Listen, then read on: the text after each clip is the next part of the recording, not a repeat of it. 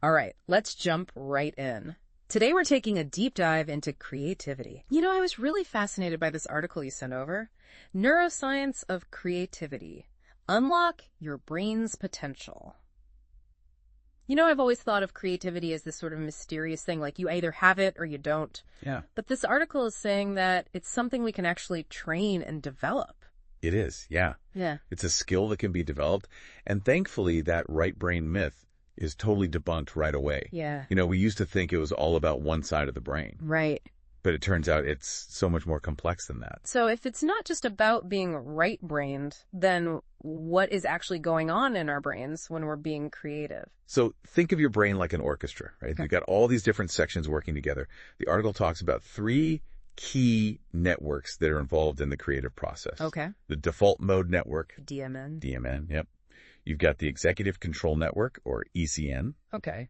And then there's the salience network, the SN. Got it. And each of those plays a specific role. They all have their own parts to play. Okay, well, let's break it down. What's the DMN all about? So imagine you are daydreaming, just letting your mind wander. That's your DMN doing its thing. Okay. It's active when you're relaxed, maybe you're taking a shower, and you're making those unexpected connections that kind of spark those aha moments. Yeah.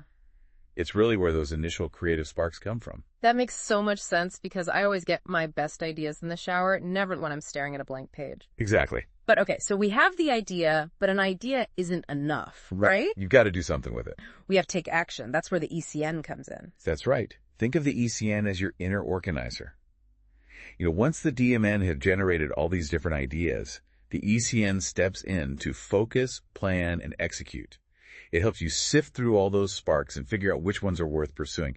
It brings structure to the whole creative process. Oh, that's interesting. So it's like the DMN is the brainstorming phase. And the ECN is like the project manager. That's a great way to think about it. I like that. But where does the salience network fit into all of this? What's its role? Think of the SN like the conductor of an orchestra, right? Yeah. It decides which section gets the spotlight at any given moment. So it helps your brain switch between that free-flowing DMN mode and the more focused, get-it-done ECN mode. Right. Sometimes you need to let your mind wander, and sometimes you really need to buckle down and focus. Yeah. And the SN helps you do both effectively. Okay, so I'm already seeing how understanding these different networks in our brains can help us to be more intentional with our creativity. Yeah. But how do we actually put this knowledge into practice? That's the big question. Yeah, exactly. So the article mentioned several strategies for boosting creativity. Let's dive into those. One that really caught my eye was divergent thinking. What is that? So divergent thinking is all about generating a wide range of ideas, exploring all the possibilities. It's kind of the opposite of convergent thinking, where you're narrowing down to one single solution. Okay.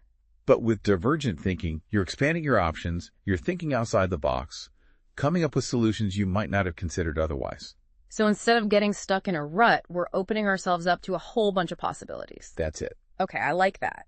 And the article suggests some pretty simple ways to actually practice divergent thinking, right? Like, yes. What are some examples? Well, you've got brainstorming, you know, where you just let ideas flow freely without any judgment. Right. Then you've got free writing. Where you just write continuously for a set period of time and you just get all those thoughts out on paper.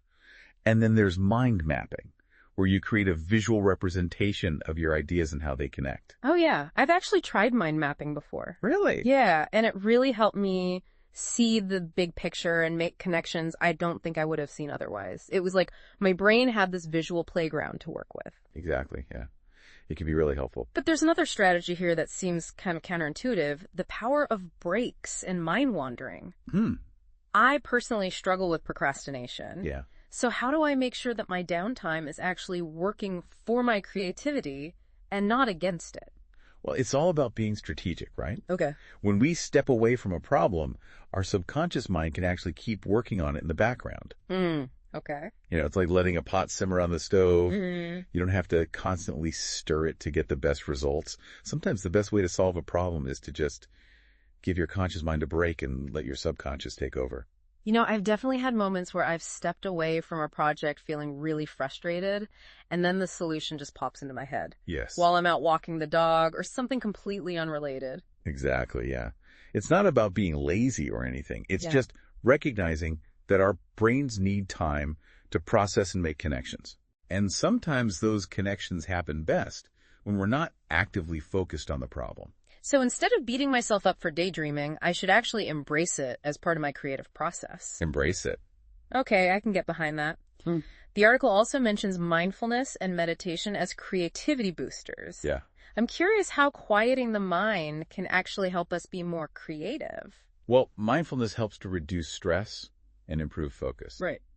And both of those are crucial for creativity, right? Yeah, for sure. When we're stressed, our brains go into that fight or flight mode, which is not a good place for creative thinking. Definitely not. Mindfulness helps us calm that stress response and create a more relaxed and receptive mental environment. So by quieting all that mental chatter and focusing on the present moment, we're actually creating space for those creative sparks to ignite. Exactly. And it goes even deeper than that, Studies have actually shown a link between mindfulness practices like meditation and interconnectivity between those brain networks we were talking about earlier. Oh, wow. The DMN, ECN, and SN.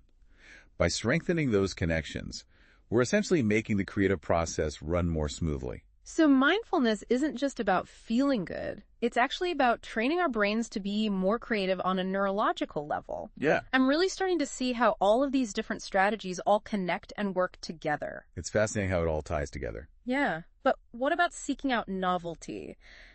The article really emphasizes the importance of new experiences for boosting creativity. Why is that? Well, think of it this way. Your brain loves new information. Okay. When we experience something new, our brains create new neural pathways. It's like exploring a new part of a forest and forging a new path, right? The more we expose ourselves to new experiences, the more paths we create and the more flexible and adaptable our brains become. So new experiences are like fertilizer for our brains. I like that. They help us grow and expand our creative potential. Exactly. And it doesn't have to be anything huge. It can be simple things like trying a new recipe or listening to a different genre of music or taking a different route to work. That's a good point, because I'm definitely somebody who falls into routines easily. Yeah, a lot of us are. This is a good reminder to shake things up. But this next strategy I can get behind, exercise. I know it's good for my physical health, but the article claims it can actually boost creativity too. There's a very strong link between physical activity and brain health. When we exercise our bodies, release a protein called BDNF. BDNF. Yeah, brain-derived neurotrophic factor. Think of it like a miracle grow for your brain cells. Okay. It helps them grow and thrive. So hitting the gym isn't just about getting those endorphins pumping. It's about giving our brain power a boost. That's right. I'm loving how all of these seemingly unrelated activities can actually all work together to enhance our creativity. It's amazing how the brain works. Everything's interconnected. And by understanding those connections, we can start making choices that support both our physical and mental well-being, including our creativity. Yeah. And speaking of supporting our brains, there's one more essential element we need to talk about: sleep. We'll dive into that right after this. So we talked about how exercise can be like miracle grow for our brains. Yeah. But I'm really curious about sleep. Honestly, sometimes I feel a little guilty sleeping in. Well, yeah. Like I should be up creating, I get it.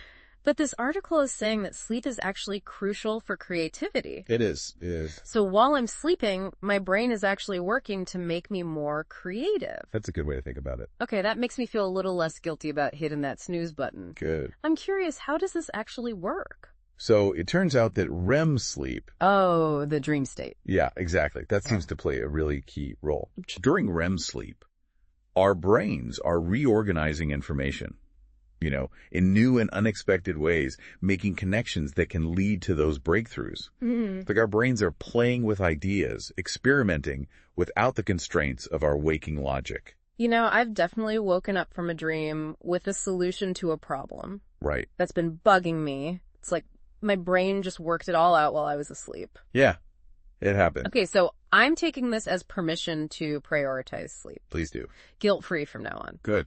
But this next strategy from the article seems a little counterintuitive, embracing constraints. Yeah. How can limitations actually make us more creative? I know it seems strange, right? Yeah. But limitations can actually force us to think differently. Okay. When we have unlimited options, it's easy to get overwhelmed and freeze up. Right. But when we have constraints, we're forced to be more resourceful, think outside the box, to come up with creative solutions within those limitations. So it's like necessity is the mother of invention. Exactly. Think about some of the most groundbreaking inventions, or works of art. Yeah. They were often born out of limitations. The Interesting. need to solve a specific problem Right. within the set of constraints. Okay, that's a really cool way to look at it. It's like you're giving your brain a puzzle to solve, Uh-huh. and those limitations can actually spark creativity. They can. And speaking of sparking creativity, the article also talks about collaboration and idea exchange. Yes. I've definitely had moments where I've been stuck on a problem, Yeah. and just talking it through with someone else has helped me to see things in a new light. That makes sense. Why is that? Why is bouncing ideas off other people so beneficial? Well, our brains are wired for connection. We are social creatures, Yeah. and that social interaction can really fuel creativity. Okay.